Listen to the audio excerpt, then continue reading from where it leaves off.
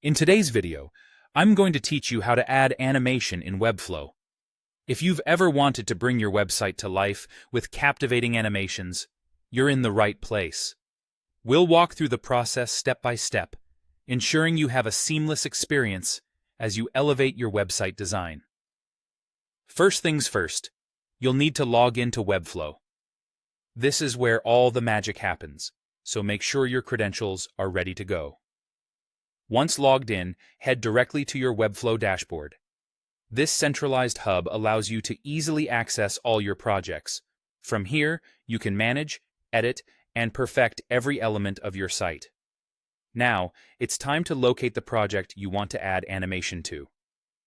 Choose the project that you're currently working on, or perhaps a new project that you're excited to enhance with fantastic animations. Next, navigate to the Interactions panel. You'll typically find this on the right sidebar of your project workspace. It's your go-to spot for everything animation-related within Webflow, providing the tools you need to get creative with your designs. To start creating an animation, you'll want to click the plus icon next to Element Trigger or Page Trigger. This allows you to set what will trigger your animation. You have a variety of options here, such as mouse click or page load, depending on when or how you want your animation to occur on the site. Once you've added a trigger, move on to the trigger settings. Here, you'll select Start an Animation. At this point, you'll have the choice to create a new animation or to choose an existing one if there's already a specific animation you have in mind.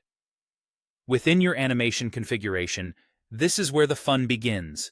You can add a range of actions such as fades, moves, rotations, or scaling. Each action can be fine-tuned with settings for timing, easing, and other properties to ensure your animation behaves exactly as you envision. Take your time adjusting these parameters to achieve a polished and professional result. Finally, use the preview button to see your animation in action.